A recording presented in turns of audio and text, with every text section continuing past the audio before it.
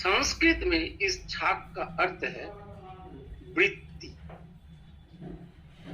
हमारे शरीर के अंदर जो काम, क्रोध, लोभ, मोह, मात्सर्य, रहता है, जितने भी सारे अहंकार, ये सब का बलि देना, यही होता है छाग। वृत्तियों का बलि देना बोला जाता है, मतलब त्यागना। और ये कब से होते जा रहे हैं? जुग जुग से होते जा रहे हैं। चाहे दीपावली, चाहे काली पूजा, दुर्गा पूजा, सरस्वती पूजा, लक्ष्मी पूजा, आज तो घर घर में लक्ष्मी पूजा और गणेश पूजा। काशी में एक बहुत बड़ा विद्वान थे, उनका नाम था धन्वंतरी। आप लोग जानते हैं, आयुर्वेद का बहुत बड़े प्रचार प्रसारक। आप राजा थे, अपना देश छोड़ के दूसरे जगह में भी, राज्य में भी उसका प्रचार, और लोग उनको जानने लग गए। और जानने जानते उनका दवा इतना काम करने लगा तो लोग मतलब कुछ मिराकल हो। और उनका जन्म ये त्रयोदश तिथि में हुआ था। त्रयोदश चतुर्दश तिथि में उनका जन्म हुआ था, इसलिए इसको धनतेरस बोला जाता है। कहीं कहीं इसको धन्वंतरी तेरस भी बोला जाता है। लेकिन हम लोग मानते हैं कि इस दिन सोना, चांदी, रूपा ये सब खरीदना चाहिए। हालांकि ऐसी बात आज के दिन में लोग कहते हैं इससे कुछ बिजनेस करने का या कुछ लोगों की फायदा हो जाती है। एक और प्रथा चालू है कि इस दिन 14 साग भी खाया जाए। बंगाली लोग तो मैं जानता हूँ, बाकी कास्ट में नहीं जानता हूँ कि इस 14 दीपावली का पहला दिन 13 और 14 तारीख 14 साग खाते। ऑन दैट वेरी डे ये साग, अब सर्दी का शुरुआत हो रहा है और सर्दी के शुरुआत में ये 14 तरह का साग उठा के बहुत सारे का खाने से शरीर वैक्सीनेटेड होता है। ये जो सर्दी शुरू हो रहा है, इस सर्दी काल को उस जमाने में गर्म रखना और वैक्सीनेट रखने के लिए ये 14 साग का उन्होंने शुरू किया और तब से ये प्रथा चल रहा है। हम इनको भूत चतुर्दशी भी कहते हैं, उसका वर्णन में मैं नहीं जानता। खैर, मेरा कहने का मतलब जो है, इतने जो कुछ इस संसार में चल रहे, कुछ हमें पता है, कुछ हमें नहीं पता, तो हम इनको दो तरह से वर्णन करते हैं। एक लौकिक कहते हैं, जिसको हम वर्णन कर लेते हैं या अपना ज्ञान से जिसका हम पता चला लेते हैं, तो हम उसको लौकिक कहते हैं, ये लौकिक है। और जिस चीज का हो रहा है हमारे साथ, हम अनुभव कर रहे हैं। हम में से बहुत लोग अमेरिका नहीं देखा, तो क्या अमेरिका नहीं है? अनुभव या जान। तो जिस चीज का हम लोग एनालिसिस कर सकते हैं through our sense, we call it लौकिक। और जिसको हम लोग एनालिसिस नहीं कर सकते हैं लेकिन हमारे साथ हो रहा है, कोई अचानक बचा दिया, कोई अचानक ये कर दिया, कोई अचानक मेरे को पीछे से बोल दिया कि यहाँ से हट जाओ, या मैंने ऐसा किया, ऐसा हो गया, और उसका मेरे पास कोई युक्ति या तर्क नहीं होता, उसको हम लोग अलौकिक कहते हैं। और ये हमारे साथ होता है, बहुत लोगों के साथ हुआ है। लेकिन ठाकुर जी तो कह रहे हैं अलौकिक नाम का कोई चीज ही नहीं होता। ऐसा क्यों? क्योंकि जब ठाकुर जी स्वयं रियल है, सत्य,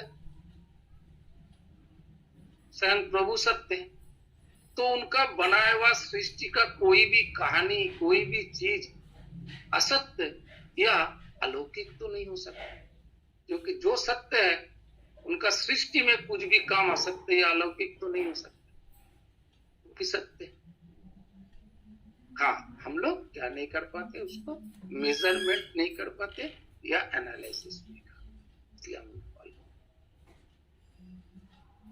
ये जितने भी बात मैंने बोला, इसके पीछे का कारण ये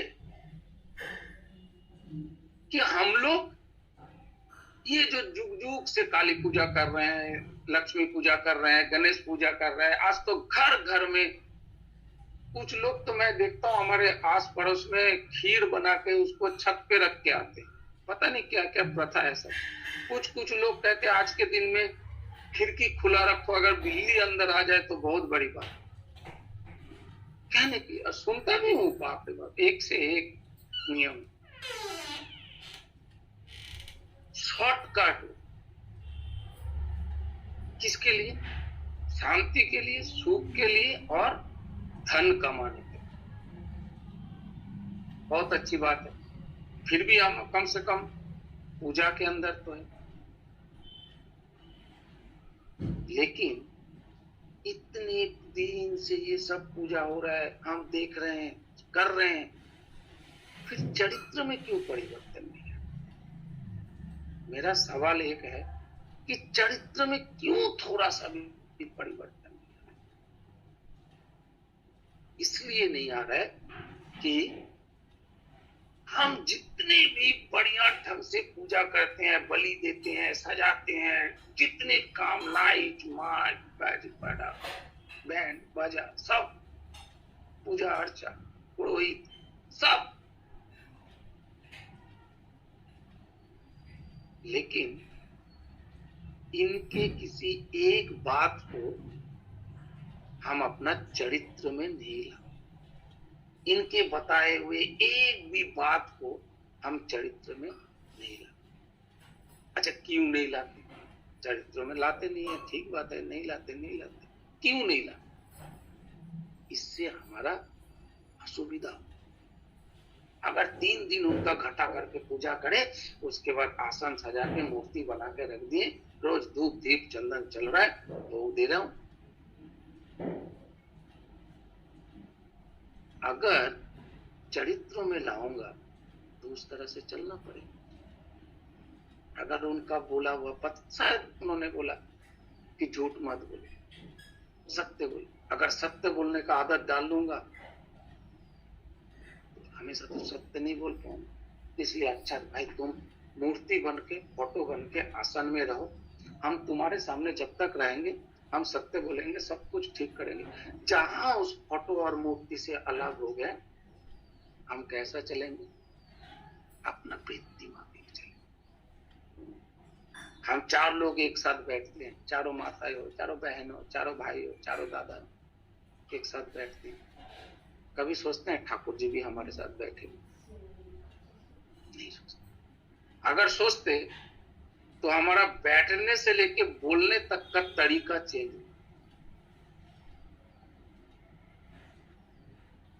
तो उनको आसन में ही रख दो, बढ़िया से सजा के। ओह लोग, अरे आपका आसन तो बहुत बढ़िया बना के रखा है ठाकुर जी, बहुत सुंदर। वृत्ति माफिक चलन है। Thakur ji called this is passionate love, compromise love. ये जो कॉम्प्रोमाइज लव है, इसमें हम अपने सुविधा के साथ चल सकते हैं। तो हम उनको सजा के, मूर्ति बना के, विग्रह बना के, आसन देके, धूप दीप चंदन देके सजा के। लेकिन ठाकुर जी क्या बोल रहे हैं कलयुग में? ठाकुर जी बोल रहे हैं नहीं, ऐसे करने से तो नहीं होगा, तो क्या करना पड़ेगा? ठाकुर जी बोल रहे हैं तुम लोग को passionate, perverted, attach, 3 word, passionate, perverted, attach, वृत्ति भेदी दान। क्या गांगुली दा, बहुत बड़े बड़े बात कर रहे हैं, बीतती गति टान, हमेशा ठाकुर ठाकुर ठाकुर ठाकुर करते रहूंगा। जिंदगी में काम नहीं है, खाना नहीं बनाना है, सोना नहीं है, कपड़े नहीं धोना है, बच्चे को स्कूल नहीं भेजना है, हमेशा ठाकुर ठाकुर करते रहूंगा। बीतती गति टान बना लिया, मेरे जिंदगी में खाली ठाकुर और कुछ नहीं। ठाकुर ने भी तो ऐसा बात नहीं बोली। आप तो बहुत बड़े बड़े बात बोल रहे हो गांगुली। नहीं, मैं नहीं बोल रहा।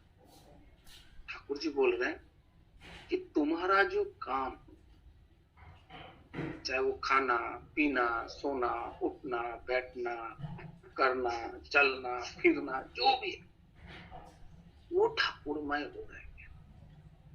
मतलब ठाकुर जिस तरह से खाने के बाद बोला, जिस तरह से चलने के लिए, जिस तरह से बोलने के लिए, जिस तरह से सोने के लिए, जिस तरह से उठने के लिए, ये सब उनके माफिक अगर करना शुरू कर दे तो हमारा जीवन क्या हो जाएगा?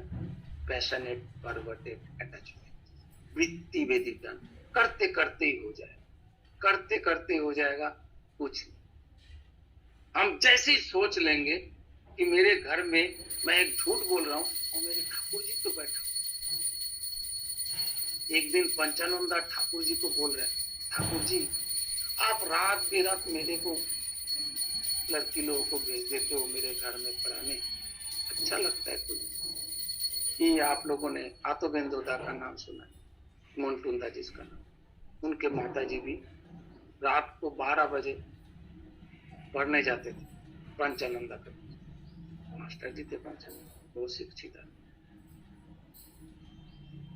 अब ठाकुर जी आप रात बेरात ये वो लड़की लोगों को मेरे पास पढ़ने भेजते। एक तो उनके दिमाग में कुछ घुसता नहीं, और जो भी घुसा फिर उतने रात को मैं भी आदमी, एक लड़की में अकेला घर पे बैठा हूँ।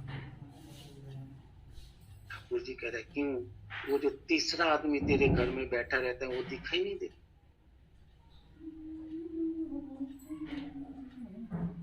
मन के अंदर वो भाव ही नहीं है। देखिए हम लोग सब आस्तिक या नास्तिक,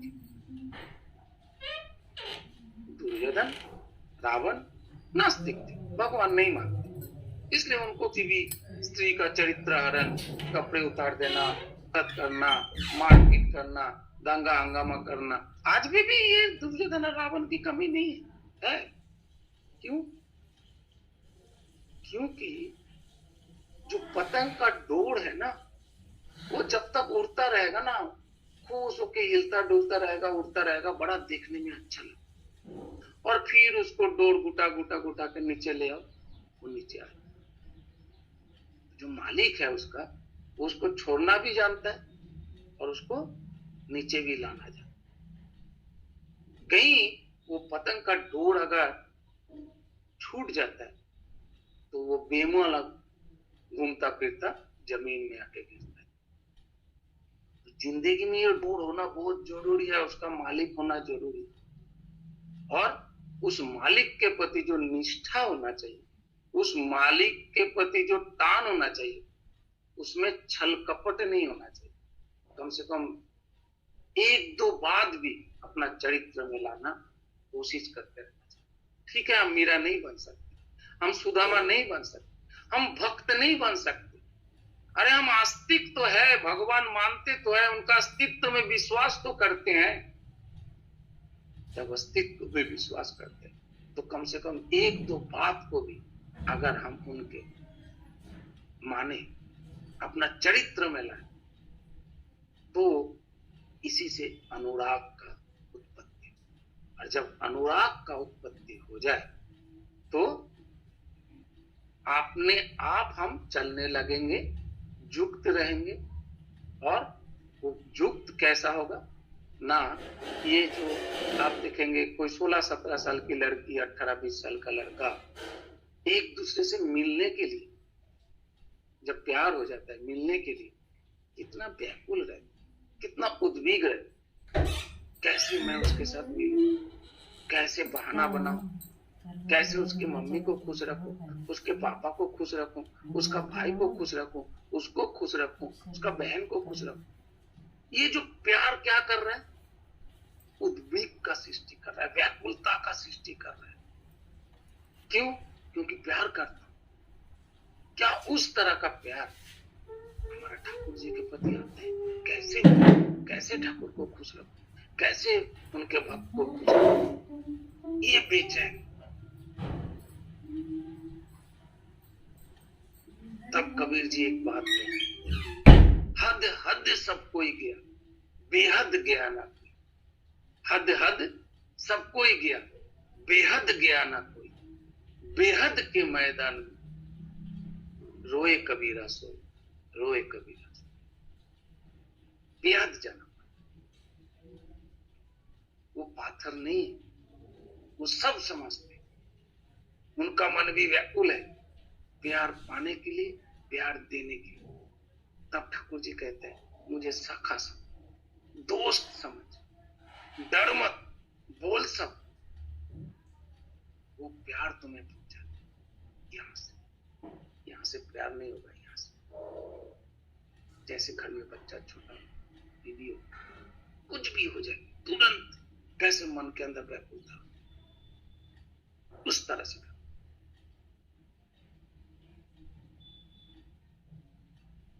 बहुत छोटा मैं था, पापा एक कैसेट खरीद के लाए थे। कैसेट का नाम था मीरार बोधवा, एक बंगाली नाटक है, जात्रा है। उस जात्रे का एक कली के साथ मैं ये गाना छोटा सा है खत्म करूंगा, ताकि आप लोगों को लगे कि जो मैं बोल रहा हूं वो मेल हो रहा है। वो गाना कुछ इस तरह से, लोके बोले कृष्ण पाथर सारा दीते जाने ना, ও লোকে বলে কৃষ্ণ পাথর সারা দিতে জানে না।